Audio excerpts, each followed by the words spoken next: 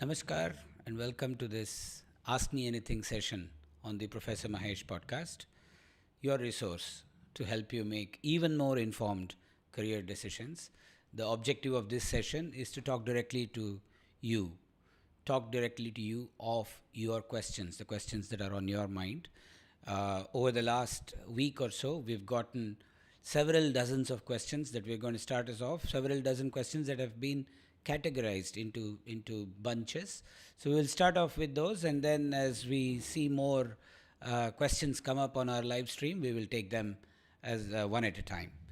Let me start with a question that has come up on my own career journey, and this I'll take as an opportunity to share with you. Sarthak Vora asks, why did you choose to become a professor after your PhD?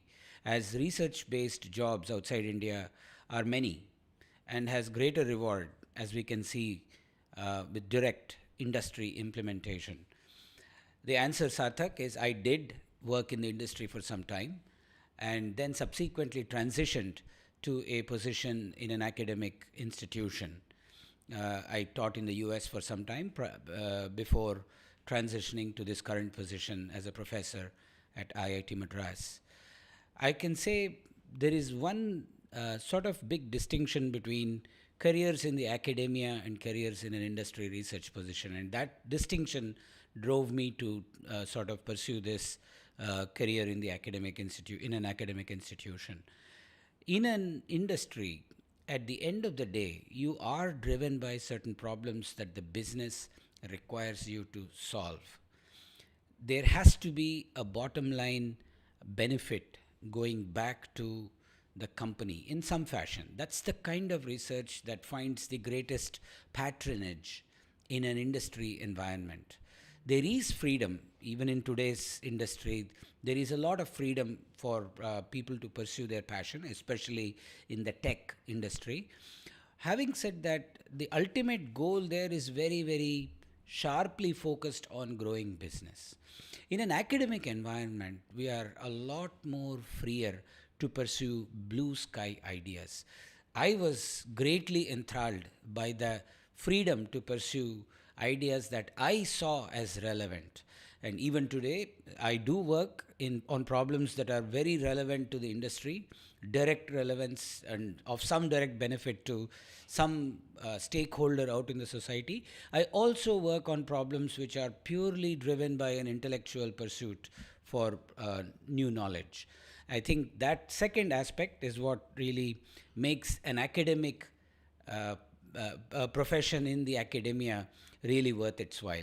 You're right in that the compensation in the industry is certainly better than in any academic position, true anywhere in the world. But you have to understand that in the academia, we get paid in more than one currency. We get paid in rupees, which is, of course, the currency that we all know how to count. But there is also a sense of individual respect that comes with the work we do in an academic environment. And I think that is inconvertible to the rupee currency, and also something I value deeply, and all of us in the academic profession value deeply. And that's part of the reason why I will say we should choose to come into this sort of a line of work. You also asked, why did I choose to come back to India?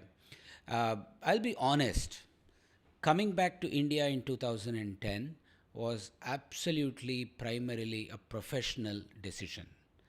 India was, and will be a better place to be an academic than many, many places in the world. The reason is simple. The pot of money available for research is growing very rapidly. The number of people who can lay stake for that pot of money and say, I will do something good with it, is not growing as rapidly. They did not grow in 2010. Today's story is a little different, but still, it is very much a game where the number of players wanting to do good research is rather limited for a large country like ours. So I see that there is great value we can bring as problem solvers affiliated to a great institution like IIT Madras. And that's sort of the reason why I am here. And I'm very, very thankful for the decision we made in 2008, 9, 10, 2025, 15 years later. It's been validated many, many times over. And both personally and professionally, I have benefited. And I'm very grateful for even platforms such as this that allow me to talk directly to all of you. Let's take another question from Rohit, who asks a very simple question. Can a non-IIT student have the same future as an IIT student? If yes, how? And how do we make it possible? Let me be categorical. There is absolutely no distinction between a non-IIT student and an IIT student. All of us are endowed with the same capabilities. Some have deployed these capabilities maybe a little earlier, a little more diligently earlier in their careers. Some will do it later on in life. The only trait needed in any successful student is passion to learn, and later on, passion to do good work.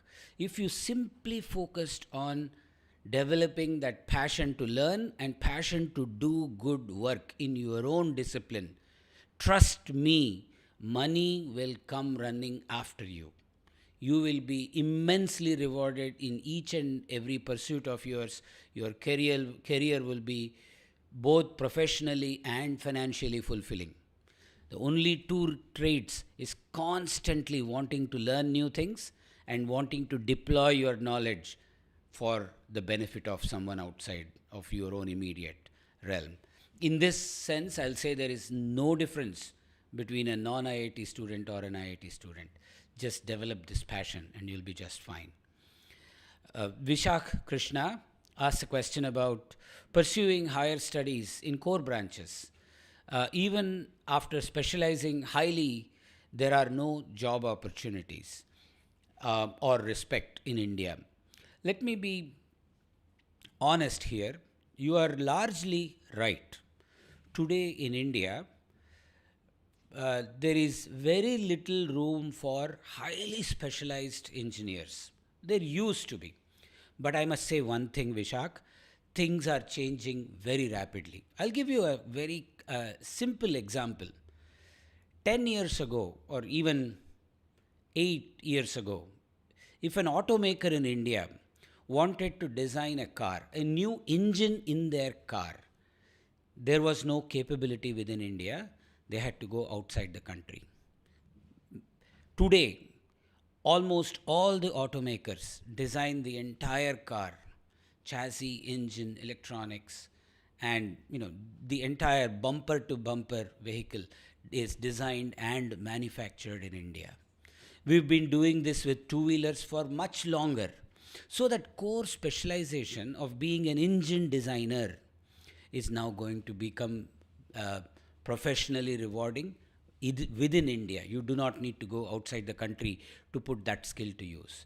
Take another similar example that I am familiar with in aerospace engineering. Today in India, as Satya Chakravarti mentioned in his conversation with me on the podcast, we are already making large sections of aeroplanes in India. It's only a matter of time before we start to build full-scale gas turbine engines within India. So if you are an engineer that has specialized in, say, combustion or turbo machine component design, your opportunity to contribute to large, meaningful projects right here in India is right around the corner. It's only a matter of a short few years before we start to see extremely crucial and extremely deep skills be put to use right here in India. Take a third example, semiconductor fabrication. We saw a couple of days ago at Semicon, the first India manufactured chip was released and gifted to the Honorable Prime Minister of India. You can see what that will mean. Before the end of this year, we're going to see fabs operating right here in India. And all the deep technology skills that are required to build that ecosystem and to take that, to scale up that ecosystem, has to come from people like you that have that core expertise. So please understand that the India that was is not the India that will be. The India that will be is one where extremely niche skills will be required and rewarded by society. And in that sense, I will say, if your young sister currently in 12th wants to get into material science and specialize in railway research, all power to her. There will be opportunities for her. Like I said, the only main skill required is a passion to learn, because without that, you cannot go deep into any subject. You have to have a passion to learn and a passion to put that knowledge to use for someone else. So if you have these two traits, or if your sister has these two traits, trust me, you will do well right here in India. Let's take another question from Staley Arya. Wanted to do PhD from US but don't have any lab experience, nor a good recommendation. Don't worry about that. I really believe that if you have a passion to learn, opportunities will come your way. So just focus on doing good work while you're here in whichever discipline you're at, and that will make sure that the right opportunities will come your way. Now, sometimes the opportunity comes a little delayed. It may not come exactly knocking at the time instant when you graduate, but that's all right. I think I think there will be room for each of us. Let's take a couple of questions from the chat online. One of the questions that I see here is guide material science BTech student sophomore how to build research internships in IASC, top IIT, and how to start research work. Material science is one of those disciplines that cuts across almost everything we do in society. We've had two conversations on this podcast channel with Professor Devashish Bhattacharya and Professor Srinivasan Chandrasekhar on exactly topics related to material science. You will see that opportunities in this space, again in India, are going to become immense. From, as you will learn from Professor Bhattacharya's conversation, specialty alloys are going to become extremely important and crucial. There are many, many different disciplines that will be touched by advances in material science. So for sure, I will say there is great opportunity waiting for you. Now, how do I get a research internship in one of the IITs or IASC? Please write to professors in these who are working in areas that are allied to your interests. One, almost all IITs and IASC have formal internship programs for undergraduate students to come step in and do internships. Please apply to those internship programs. You do not have to worry about which IIT you are at or which IASC or which university you are doing your internship. Start off wherever your first opportunity comes. That in itself is not wrong. Start off wherever the first opportunity comes. Learn. Your learning is going to make sure the next opportunity is better than the previous one. And that is the way to sort of continually upgrade your ability to learn even more. I hope that answers your question. Ashish asks another question. Hello, Professor. I'm very interested in the field of human health, aging, and biomedical innovation. I'm trying to get a clearer picture of this space and the work involved. I'm not an expert, Ashish, in this space. We have done, although one podcast conversation a long time ago with Professor Shanti Johnson on exactly this idea of human health and aging. So please refer to that conversation. Some of the answers to some of your questions are in that conversation. But I want to say one thing, that subjects like you are in the data science and AI program, they cut across multiple disciplines, and certainly human health, aging, as well as biomedical engineering are going to play a very crucial role in making sure that the skills that you develop as a core data scientist are also available to the biomedical engineering community for you to become more useful to that community. Let's take another question here from Madhu Kandula. Sir, which undergraduate engineering degree option is best among bioinformatics, biomedical engineering, biotechnology, and MBBS in terms of global opportunity, growth, salary, demand, etc.? Madhu, I will say that everything life sciences is going to see an amazing uptick in opportunities in the next decade or so. There is a conversation that we are going to release in a couple of weeks with Professor Mukund Thattai on opportunities in life sciences. So please tune into the podcast to listen to opportunities that are available in that space. And you will see for yourself that life sciences, aided with advances in AI, data science, and mathematics and mathematical simulations, are going to play a great enabling role. I'm sure you're aware of the new life science tools that are now absolutely revolutionizing life sciences research, like gene therapy or CRISPR, or any of the gene editing and gene manipulation tools. These kinds of technology advances, coupled with our ability to understand fundamental processes in our body like protein folding with the help of AI, are going to completely revolutionize the way we look at health. So be tuned in. Whichever flavor of life science related engineering discipline you choose, whether it is bioinformatics, biomedical, biotechnology, each one has a different emphasis area.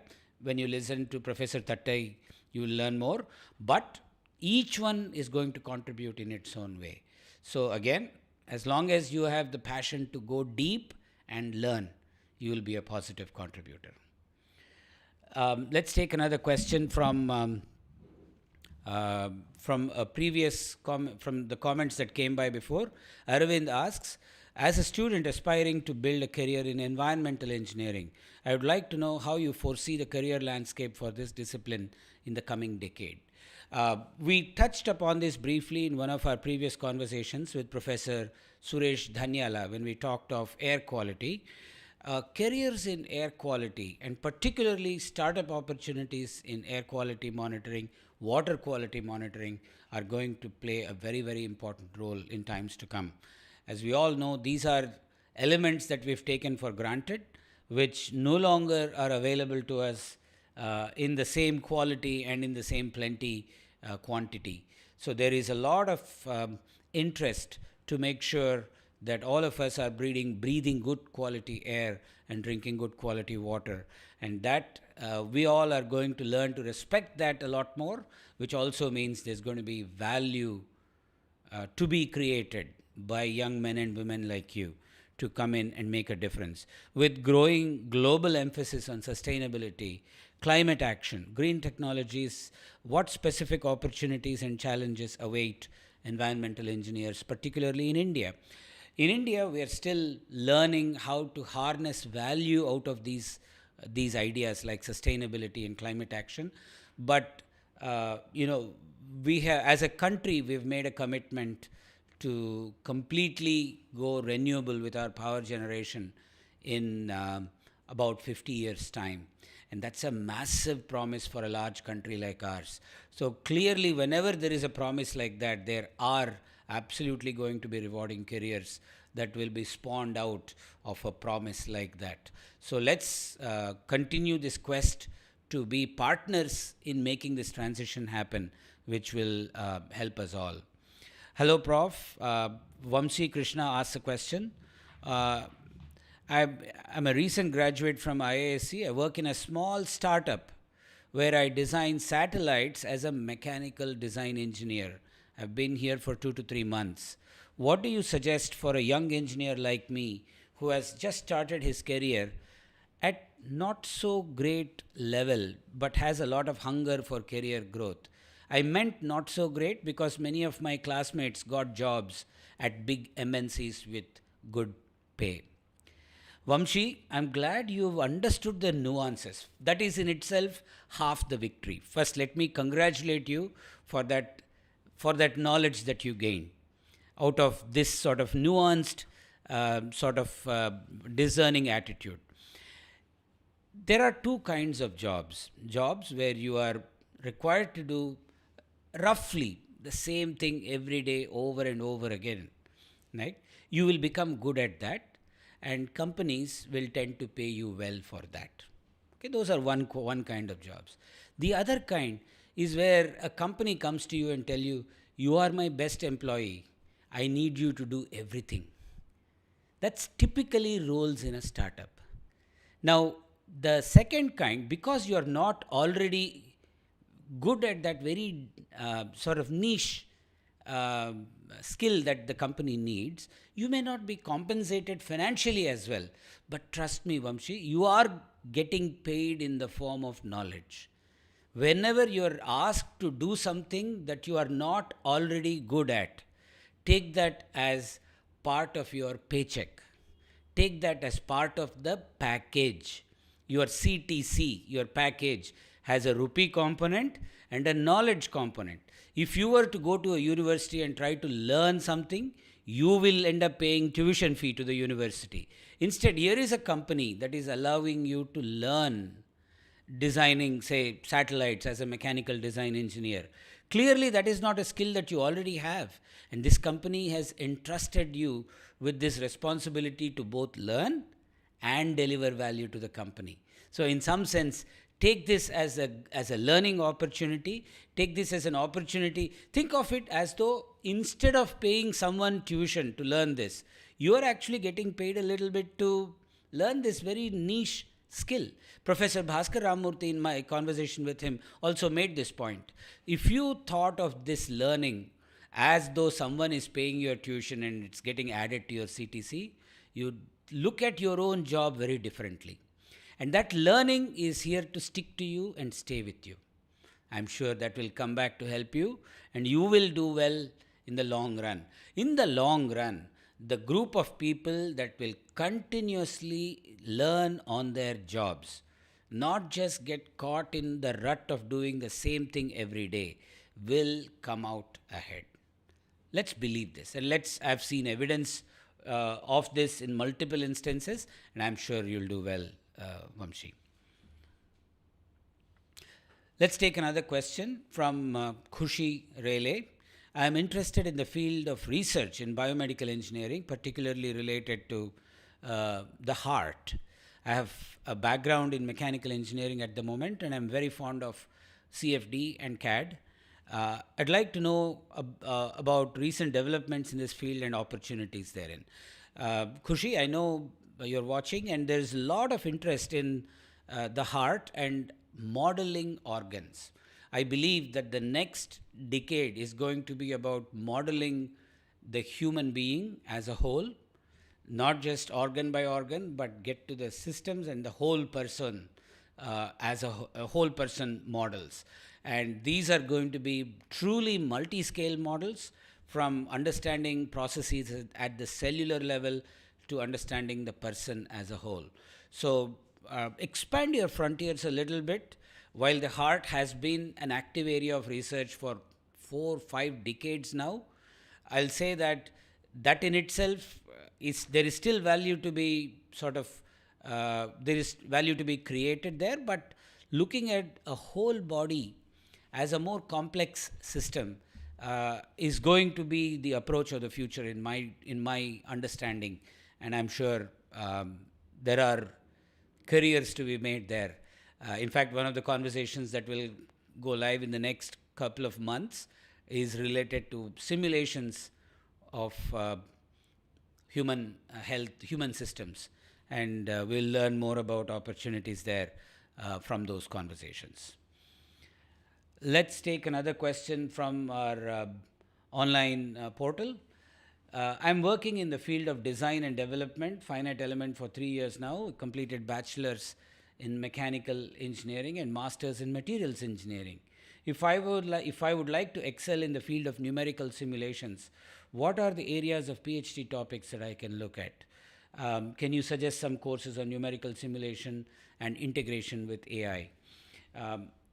Yashod, I think there are a lot of courses that are already available in the public domain, particularly NPTEL and SWAYAM have a whole bank of courses related to both finite elements as well as computational fluid dynamics for a range of applications. Please learn from those courses. They're already out in the public domain. But I'll also say that CFD and FEA are now no longer in the realm. I mean, there is one class of problems that can be solved by all engineers in some way because the tools have gotten that good to become that good.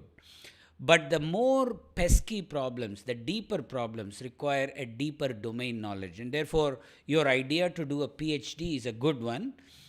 In times to come, like I said, as we in India start to require deeper and deeper technology skills in multiple domains, people like you that would have developed a niche expertise in one area will now become valuable. For example, if you were to develop CFD expertise applied to turbo machines, then whenever aircraft engine manufacturing, aircraft engine design and development becomes one of the mainstream activities in India, which already it is, to tell you the truth, you will become valuable in your own right. So there are multiple sectors where this kind of match between your skill and requirements are likely to happen. So certainly equip yourself and do your PhD in an area where you are passionate about. Pursue your passion. Don't try to go after anyone else's fashion. It doesn't help. We picked this point up when we talked to Professor Kaushik Bhattacharya as well. I think it's important that you pursue your own passion, and then I'm sure you'll do well. Let's go to another question from our online portal. I'm currently pursuing my undergrad in the field of mechanical engineering. I'm interested in doing masters in management, such as in operations management, supply chain, in port management or manufacturing. Are there opportunities in this field? Bharat, for sure. As if you look at our geopolitical scenario globally today, everybody is talking of redesigning supply chains. So this idea of continually redesigning supply chains is going to be the wave of the future, is going to be the way of the future. So for sure, somebody that has specialized in operations management will make a big difference to our industry in India. And any more we see the skills we develop for the Indian industry are also applicable to the global industry. So in some sense, you are not just learning to solve an India problem, you are solving a global problem sitting right here in India. So in that sense, supply chain design, supply chain, an understanding of supply chains and operations management is absolutely critical. So go for it. I think it's a great space to be in. Bhaskar is asking a question for his son. Wants to do aerospace engineering from a reputed institution. Will it have better career prospects in India after UG, or does he need to go abroad for higher studies? We've discussed this multiple times. Like I said, aircraft, there are large swaths of aircrafts that are already being made in India. It's only a matter of a short time before full-scale aircrafts, including aircraft engines, are manufactured in India. So I'll say there is no better time to be an aerospace engineer than now.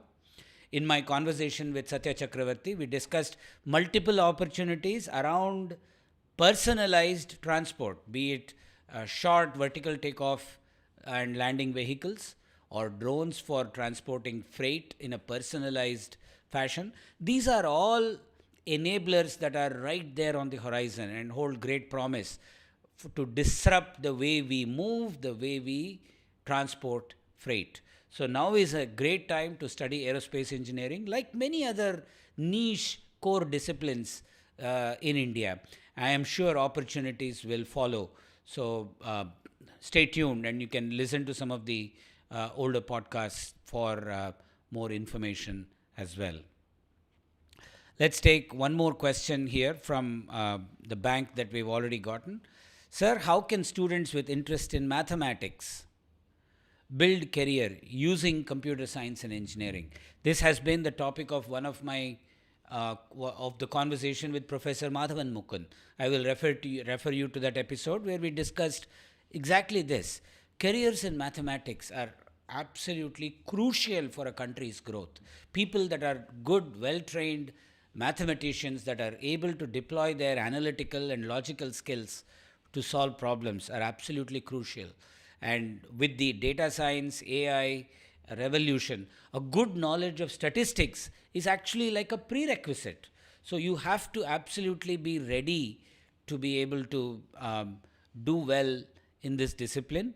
So for sure, I will say that there is great opportunity, especially if you blend a good dose of computer science through online learning media. So my suggestion is to continuously upgrade your skills. Be a good mathematician, but also learn domain expertise. If you want to apply that to the world of finance, if you want to apply that to the world of, say, supply chain, logistics, design, develop domain expertise alongside your knowledge of mathematics, and you will be that much more useful. Let's go to the live chat and see what are some questions that have come there.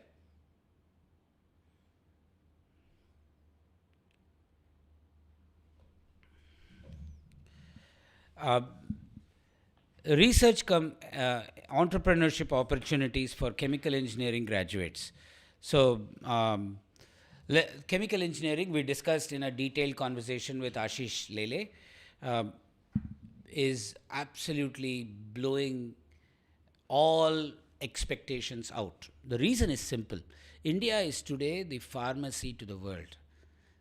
To become the sort of the drug manufacturer to the world, you need an army of well-trained chemical engineers and chemists to design all of those processes around. So certainly there's a lot of interest in careers in chemical engineering, and going forward there is also going to be many other disciplines that will require good chemical engineers. For sure, I will say that there is, whether it is oil and gas, whether it is any other sector, there are many opportunities in the offing for taking on the biggest challenges of the 21st century. In fact, as Ashish himself said, the biggest challenge of 21st century in front of all chemical engineers is to enable the renewable energy transition and to leave behind a more sustainable world for our next generation and the generation after that. It is this generation of chemical engineers that have to step up and solve that problem. So it's a once in a lifetime, it's a once in a generation kind of an opportunity that is in front of all of us. Let's pounce on it and see how we can take advantage of that opportunity. Here I'm going to take a couple of questions that are popping up in the live chat. It says, I'm very interested in finite element, CFD, composite materials. As a fresher, what should I focus on to get into a good R&D role after graduation? Develop a good understanding of the fundamentals. If you take, for example, computational fluid dynamics, we sometimes tend to think it's a tool where you can push some buttons and get an answer. If you want to become a good CFD engineer, you have to have full comprehension of what is under the hood. I will suggest two things. you should be able to write your own small CFD code that gives you training that cannot be obtained anywhere else. A second thing, learn to solve diverse problems with the tools that are available to us. As Professor Bala Balachandar mentioned in our conversation about CFD, CFD is a tool that can now be applied to understand how diapers absorb water, to understand how aircrafts fly. Pick your favorite domains and understand exactly what is happening in those domains to the last physics detail, and how the numerical model applies or models or brings forth that physics detail to the fore. This knowledge will make you very valuable to the world at large. Let's take a couple of more questions. Sir, currently in third year of mechanical engineering, should I go for modern mechanical core or go for software engineering? Many people say mechanical engineering is dying. What to do? How to be a good engineer? No field is dying in India. Let me be honest and let me be clear about this. If mechanical engineers suddenly went away out of India, no mechanical engineer in India, we would not be able to make a single two-wheeler. We would not be able to make a single bicycle. We would not be able to manufacture a car in India. For a large country, do you think that's a place we all want to be? Nobody wants to be in that situation. For a country that is one of the world's largest two-wheeler manufacturers, we already have an army of engineers that are behind this engine that is driving this manufacturing.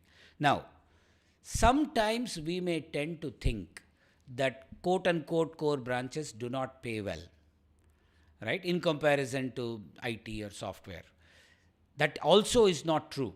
If you look at the earnings of a software engineer, an average software engineer, in a span of 10 or 15 years, versus an average mechanical engineer who would have spent their life to learn one particular niche discipline of mechanical engineering well and apply their skills to that niche discipline, you will see that their sort of compensation integrated over this 10 or 15 year cycle is actually as good or better in many instances. I have done these numbers with the help of some of my industry friends for civil engineering. For civil engineering, there is usually sort of a hockey stick around the 10 to 12 year mark.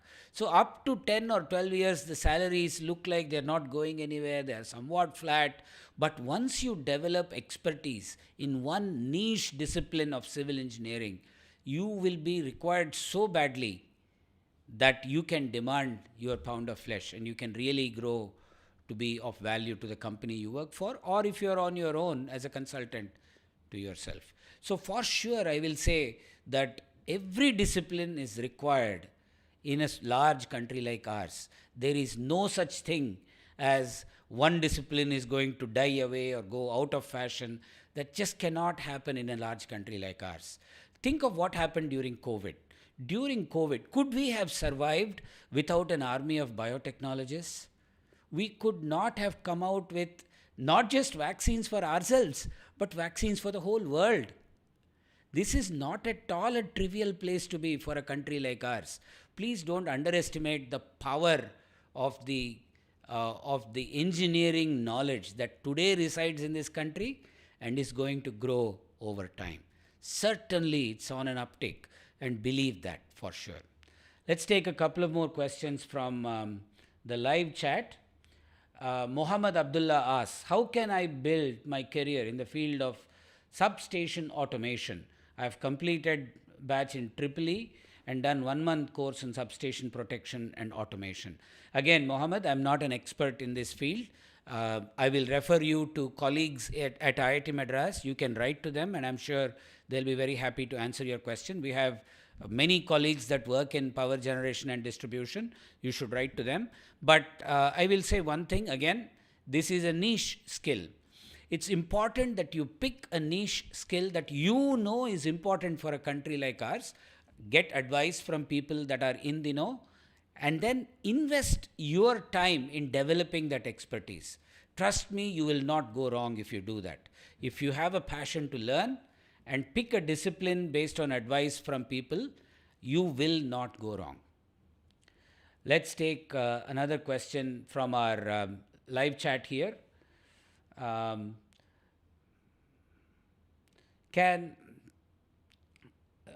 want to do a PhD from US, but don't have any lab experience. We've, I think, been there.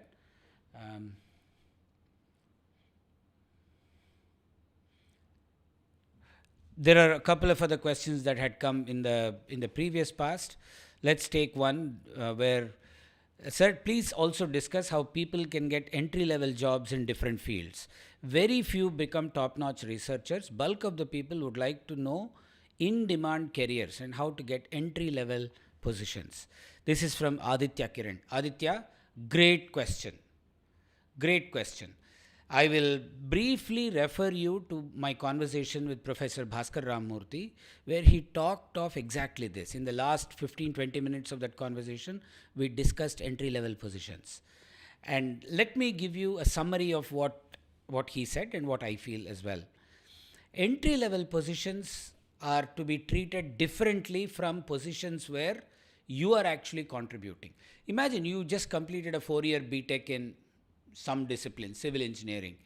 Now, that gives you the foundational knowledge to go on to do some civil engineering, usually under the mentorship of another civil engineer, which means a company hiring you is not ready to unleash you to go build a building all by yourself, right? You just don't have that ability just yet.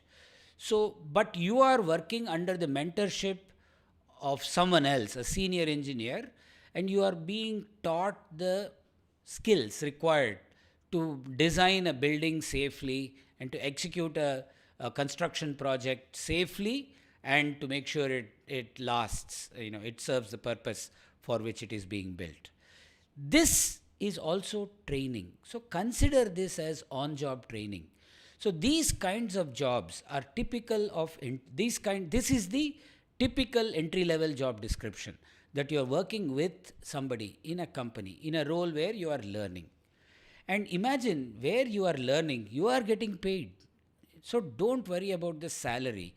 The only question I will suggest you should ask of any entry-level position, will I learn new things? And will I continue to learn new things on this job? If that is the case, you will absolutely end up coming out ahead 5, 6, 10 years out into your career.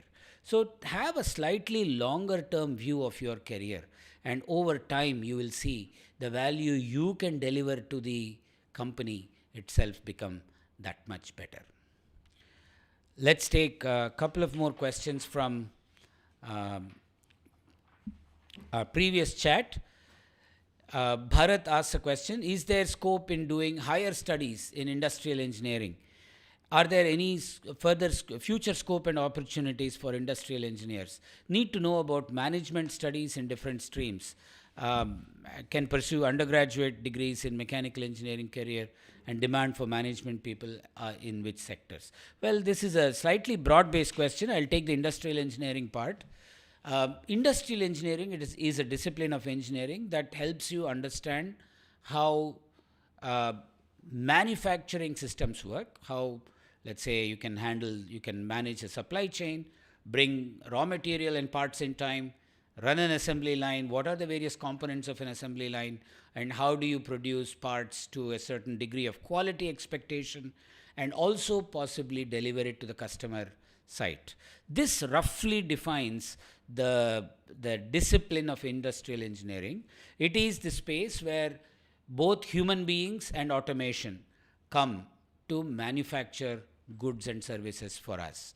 So this is obviously going to be in great demand right in India, where we expect an uptick in manufacturing careers. I think now is a great time to sort of invest in certain ideas related to industrial engineering. If you are pursuing a different discipline, do take some NPTEL or SWAYAM courses that help you go deep into industrial engineering, and you will see yourself being sort of more equipped for life in that space. Let's take another question. Sir, I am interested in knowing career prospects after PhD in naval architecture and marine hydrodynamics. This is a question from Hemant.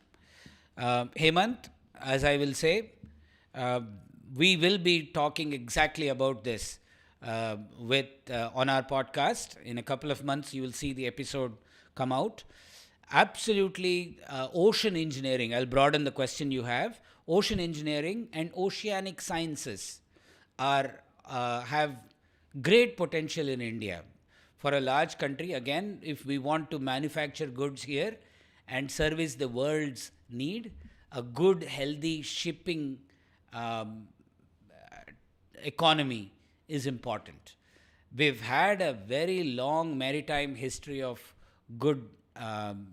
We've had a maritime history as a country, and it's only time before we revive that tradition and go back to being a maritime power back again. So I will suggest that you wait for a couple of months when my podcast conversation on naval architecture will premiere. Do catch the details of where marine hydrodynamics will play a big role. Let's take a couple more questions from the previous chat. Sir, what is the future of doing MSA, MA in mathematics at the age of 38 in India? Is it okay to leave a job not in the field of mathematics to prepare wholeheartedly for IIT, JAM, TIFR, etc. at this age? Suresh Kumar. Suresh, I will say that this is a tough decision. It's a tough call for sure. But I have seen and known multiple people who have made career transitions fairly late in life. 38 is not that late, but study the specific circumstances that surround you and your family before taking this decision. Make it a considered, well-informed, discussed decision. But I will say one thing, that certainly a passionate mathematician has a career, especially if they are able to apply that math knowledge to a specific domain like fintech or understanding actuarials, which is like insurance space. So there is demand in these spaces. There is certainly demand in the engineering analysis space with finite element CFD, where again mathematicians can play a role. But understand that these are all that they require not just the MA and MSc in mathematics, but also a little bit of training in the domain expertise. You should be able to converse with somebody in the financial space, and that person should feel comfortable talking to you. That comfort is what is required to make sure you are able to develop a career. So alongside doing MSc mathematics, do some other online courses on SWAYAM and NPTEL that will equip you with knowledge in fintech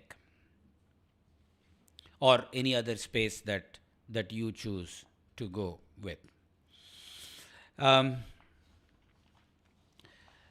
There's a comment actually from Srinivas Rao Tota, who says, "Sir, please tell us about biomedical engineering. Is it worth it in India?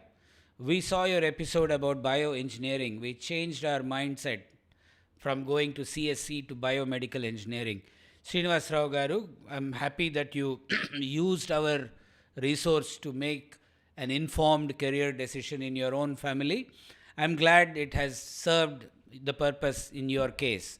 Biomedical engineering, as we've discussed before, is certainly on an uptick in India. Only recently, the government of India has come forth with guidelines for testing, evaluating, and certifying biomedical equipment in India. That is a starting point. So any manufacturer in India that designs and manufactures any sort of biomedical equipment, it could be something as simple as as an ECG or an ultrasound. Now manufacturers in India know where to go to get their equipment certified before they can start selling them in the country. This is a big step. So now I think we will see the full power of biomedical engineering be unleashed, and we will see a lot more Atmanirbhar healthcare equipment be designed and manufactured in India. So I'm glad you have chosen to make that switch at this very important juncture in our own country's sort of growth, and I'm sure you'll all not regret it. Let's take another question from the live chat.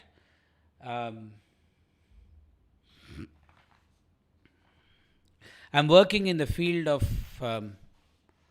I'm currently just an undergrad, 12th pass student. Utkarsh Pandey asked this question.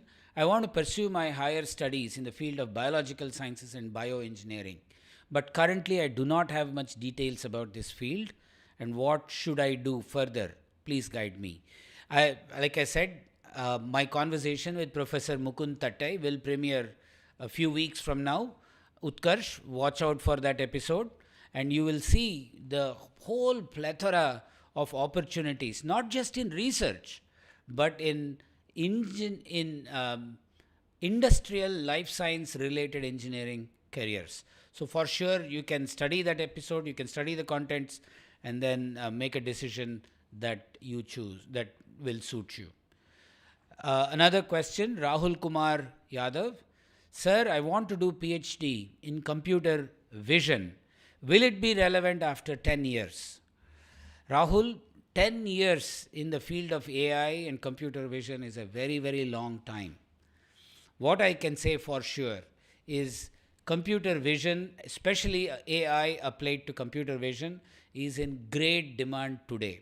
You can see all of the amazing things that AI is able to do in the space of both video creation as well as in computer vision to recognize and sort of classify objects. And this is only just the beginning. So for sure, there is relevance right now. 10 years from now is a very, very long time. But I will say one thing. Your own ability to learn and your own ability to keep on reinventing yourself is the only skill that is going to be relevant 10 years from now. So while you do your PhD in computer vision, learn how to learn and how to reinvent yourself along the way. This is going to keep you in good stead as you go forward. Thank you for your question, Rahul. Now let's take a question from Tirath Panchal. Hello, sir. I would like to know what kind of real opportunities are there for PhD students in Indian industry. As a country, as we progress, R&D will have to get better. You're right. For most industries to thrive. For now, it seems that the best of our brains are doing just pure research. What kind of research does the upcoming Indian industry require? And how elaborate of a role do our current students of science, researchers, engineers, postgraduates will have in the next 5 years? Great question, Tirath. I will say that you're right in your observation that the large number of careers for PhDs in India up until now have been largely in pure research. Again, I'll go back to the auto industry. I remember a day when I was having a conversation with the leader of one of India's largest auto industry. And I found out that the entire company had just probably a dozen or a couple of dozen PhDs. That same company today has hundreds of PhDs working. It's not about the PhD itself. It's about the idea that a skill required to do some new knowledge development and design using that new knowledge. That was the compelling proposition for that company to employ this large army of PhDs. So the example I chose to give you with this large automaker will be relevant and will be true of many, many, many sectors. Take the one sector that is just taking root in India, semiconductor fab. Semiconductor fabrication requires multiple deep skills. For sure, all of the PhDs that we can develop in those areas are not going to be enough to really supplement the growth of the semiconductor fab industry that we envision in our own country. So while your observation that our progress with Indian industries absorbing PhDs has been rather slow in the past, I have visibility and I have great confidence that in the next decade you will see a major uptick in Indian industries expenditure on research. Not just academic research as we know it today, but industrial research that is leading to focused new knowledge creation and design. This is going to be the wave of the next decade, and please equip yourself to ride this wave and make a good career for yourself, Thirath. Let's go to another question from Naman Verma. What are the prospects for mechanical engineers in India, and what factors contribute to civil and mechanical engineers being among the lowest paid professionals in the country, specifically for the people who are working in the production and quality sectors? Let me say one thing, Naman. As we've discussed this a few times now already, you should not look at salary, the starting salary, that one number, as the determinant of some reward in each career. The starting salary is just one number. In some disciplines, the discipline has evolved to where they will tell you push button number 1, button number 3, and then button number 5. And you would have created some value, and therefore your reward for doing something as automated as that may be slightly higher. But in other fields where the decisions you make could have much more import, could even have life or death significance, like, a civil engineering situation, you don't want to have just, plain, fresh graduating civil engineers be left alone to build a house. I wouldn't trust to go live in a house like that. I would like an experienced civil engineer to have had a hand. In disciplines like that, don't look at the starting salary. Look at the salary, look at the compensation over a 10, 15 year time averaged span. And you will see that on that time scale, even production and quality sector jobs pay very well. You may start off low, you may be low for a little while, but once you develop a niche expertise, and that niche expertise comes from your own ability to continuously learn.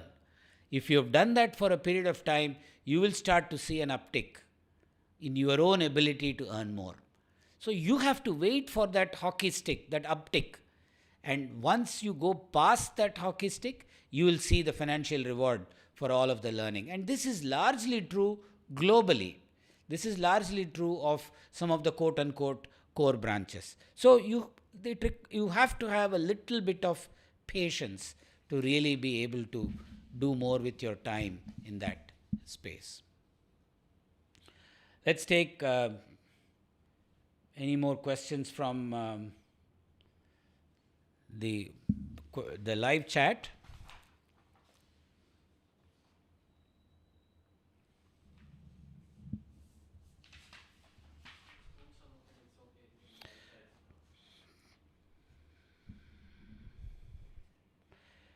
How can we use physics and emerging technologies like quantum computing for the greater good of the world? This is coming from Sumit Kumar Sahu. Sumit, you ask a very interesting question, and I think physics in itself in India and its connect with society and an industry in itself is somewhat in a nascency in India today. Quantum computing and quantum communication and quantum sensing are areas where these bridges are getting built, but it is also happening in other areas. So my suggestion to you is to sort of build a strong foundation, and you will see your knowledge of physics and emerging technologies be rewarded in the way these new age technologies are going to get deployed in society, and that deployment cannot happen without a sound knowledge of fundamental sciences like physics. Ashish is asking another question. Sir, as you are saying, currently the thing which matters generally is curiosity and learning. I would love to hear your suggestion on fundamentals of learning, how to learn. This is a question that I get very often. I want to make sure I lay out the answer as clearly as I can. Our job as learners is to absorb material that is being delivered to us, be it in a classroom or from an online learning environment, and also alongside learn how to put that to use. It is not enough if I understand F equal to ma, Newton's second law of motion. I need to know how to apply it to design a 6 degree of freedom robotic manipulator. Without that extra knowledge, I only am as good as an old Newton. I am not relevant to 2025 engineering. 2025 engineering requires that I understand Newton's second law of motion first. I'm able to grasp the nuances of that law of motion. And then I also know how to apply it to design let's say a robotic manipulator or an automobile or any other mechanical engineering system. So in some sense, this idea of learning has two aspects. One, gaining a sound knowledge of the fundamentals. How do I know that? That is easy. If I'm able to solve the problems at the back of the book and understand what is happening in those problems, you are halfway there. How do I know whether I know how to apply this knowledge to an engineering problem? That application part is a little more open-ended.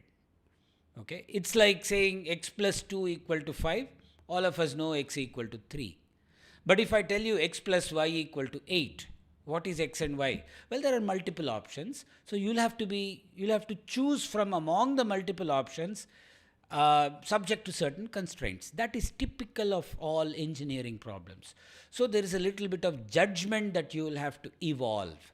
That judgment evolution comes with from understanding the nuances of that discipline, of that application. Now, for that, you have to really get down to working in that. So there is no substitute to doing a little bit of hands-on engineering. And trust me again, if you are not getting paid well to do that sort of hands-on engineering in the initial phase, don't worry about it. Because the learning that you are gaining will come back to reward you later on in life. So just keep that as the main goal, and I'm sure you'll be fine. Anshuman asks another question. What will be the impact of AI and automation on the core engineering jobs and the non-core ones?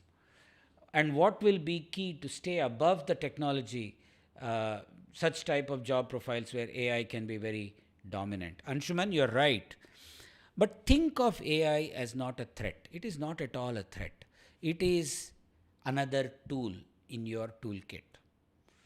So if you were doing, let's say, report generation, if your job was to generate certain financial reports or performance reports, you could do it the old-fashioned way, or you could use some of the AI tools to do that same report generation. An engineer that is able to harness the power of these AI tools will be one step ahead of another engineer that does not know how to harness these AI tools. So in some sense, it is not a threat to any job at all. It is an enabler for all jobs. The only person under threat is a person who says, I am not at all going to touch or learn anything about AI, these LLMs, or anything related to data science. This is like a calculator. If somebody in the 80s or 90s said, I'm not going to touch a calculator, I'm going to do only hand calculation, that person will be left behind in relation to someone else who chose to learn how to use a calculator and do all the calculations on a calculator. This is exactly like that. It's another tool that is now come to become a part of our toolkit. Harness it, take advantage of it, and I'm sure you'll see good come out of it. Next question is by Prajwal Shenoy. Sir, I'm a second year student in materials engineering. I'm confused how to shape my career. Need your guidance. Prajwal, as a second year student, your only job is to make sure you are able to absorb the fundamentals of material science. It is not a trivial science, it is a science that's of great importance to the world at large. So pay attention and understand the foundational material very well.